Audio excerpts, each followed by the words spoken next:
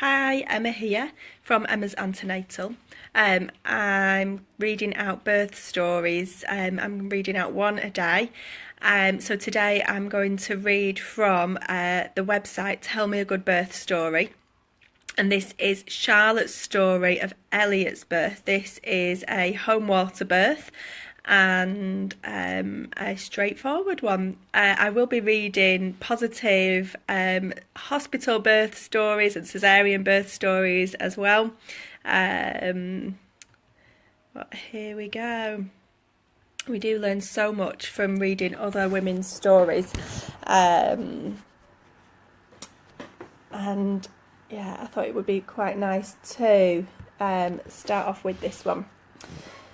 So, I have always envisaged that I would give birth in water. So when I fell pregnant back in April 2017, I started researching the different options of where to give birth.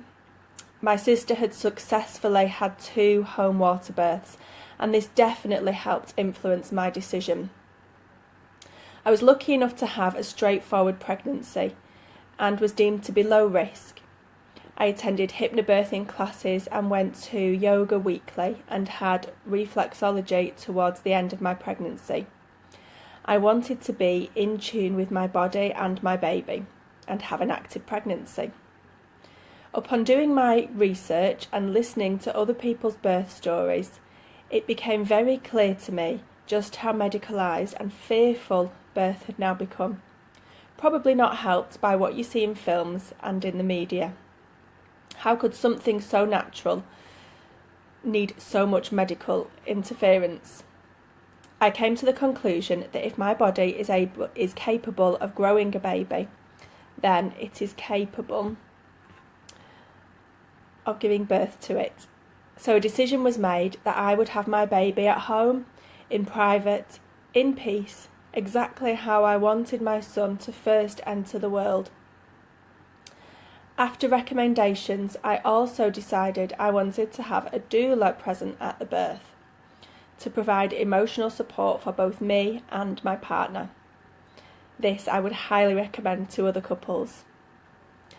I went into labour 10 days over my given due date, which is common for first-time mums.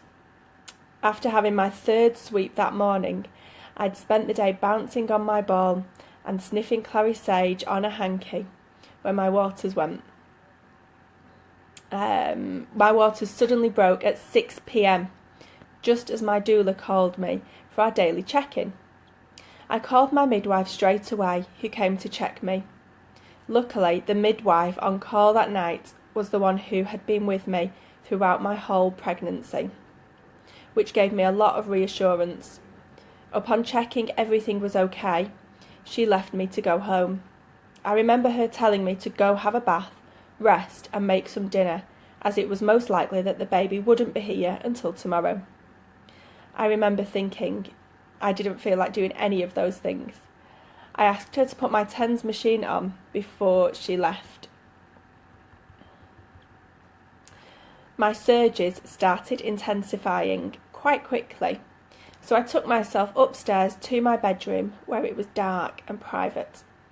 I let my body lead the way, allowing myself to move in different positions, swaying my hips and leaning over the bed, and letting out what I can only describe as a roaring noise, a really primitive sound. My doula kept telling me how well I was doing, and also reassured me the pool was filling up nicely, even though my partner was actually struggling downstairs, boiling every pot and pan in the house as we'd run out of hot water. My doula shielded me from this stressful situation and made sure it didn't affect the progression of my labour.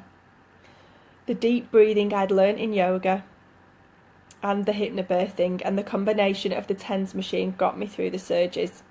I remember thinking I needed to keep my jaw and my shoulders relaxed, and that every surge was bringing me closer to meeting my baby boy. I had been upstairs for around 2 hours when I started feeling the urge to bear down. The midwife was keen to examine me. I hadn't had any examinations up to this point.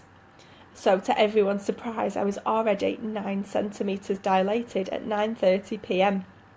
I was desperate to get in the pool, and thankfully my partner had just managed to fill enough hot water for me to get in. Being in the water for the final stage felt amazing. Having the warmth and the buoyancy surrounding me and being able to move freely into different positions was great. I knew that being active and upright for labour would be a lot more effective than the traditional laying on your back. I remember kneeling over the side of the pool using the gas and air. It really helped me to regulate my breathing and keep my shoulders and jaw relaxed. The feeling of bearing down was incredible. I trusted my body entirely and let it take control. It was so powerful. I recall feeling a sting down below when he crowned.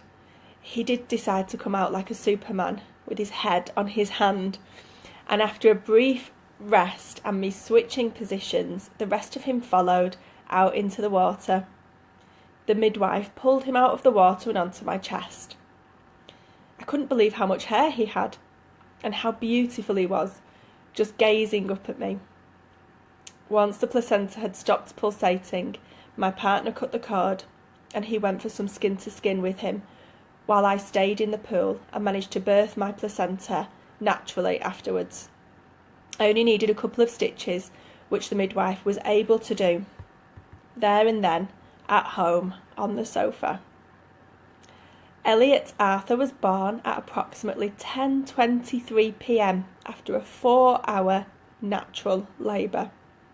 He was bright and alert and latched on straight away, and it was certainly a lovely feeling being at home surrounded by all my home comforts, and to top it all off, being able to climb back into our own bed with our new addition to the family was one I will never ever forget. What a lovely story. And you know, the more stories you read, you realise this isn't just a fluke. People do ask me that after hearing so many horror stories. You know, how fluky is it to have a straightforward birth? But you see the elements that she used. She prepared well. They went to classes. She did pregnancy yoga. She had reflexology. So all of these things are not just nice extras. They really, really, really, really do make a difference. And here's her picture. Can I show you there? There we go.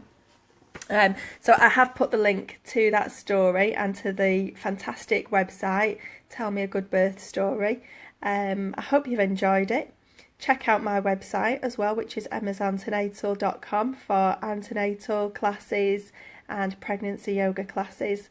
And I will see you back tomorrow for another birth story. Bye bye.